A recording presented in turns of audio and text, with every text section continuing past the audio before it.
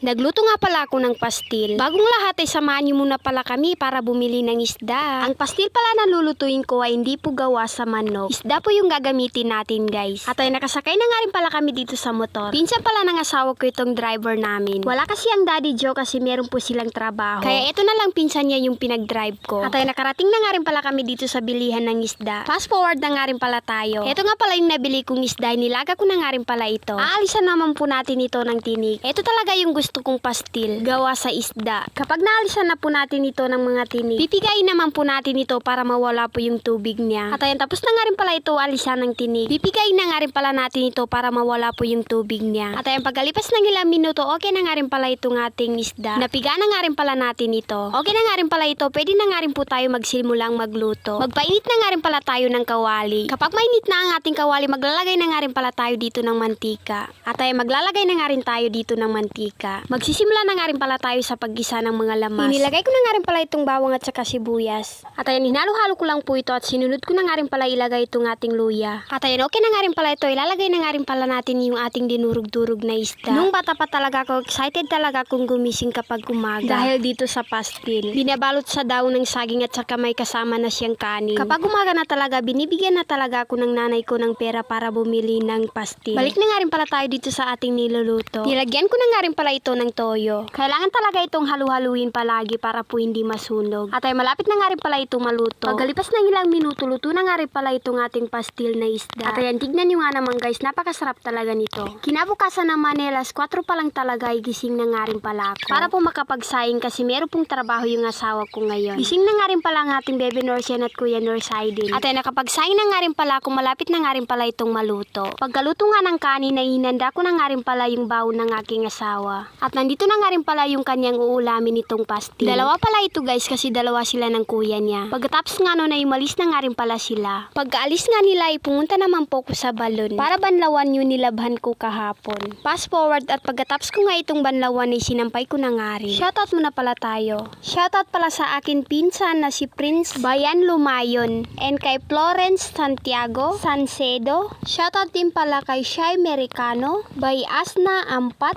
Shoutout din pala kay Princess Hana and kay Princess Alvarez, Harrison, Hyra Lagasan Diadil, Ate Shai Lidasan. Shoutout din pala kay Alpage AD and kay Haima Man. Shoutout po sa inyong lahat. Pa-share naman po ng aking video. Salamat. Sa hindi pa pala nakapag-follow sa amin, ipalaw na po kami. Malaking tulong po yung para sa amin. Salamat. At ay malapit na nga rin pala akong matapos sa aking pagsasampay. At ayan, tapos na nga rin pala, kakain na nga rin pala kami ng aking Baby Norsian. Kain po tayo mga mare. Salamat sa panunood. Follow for more videos. Salamat sa ulitin.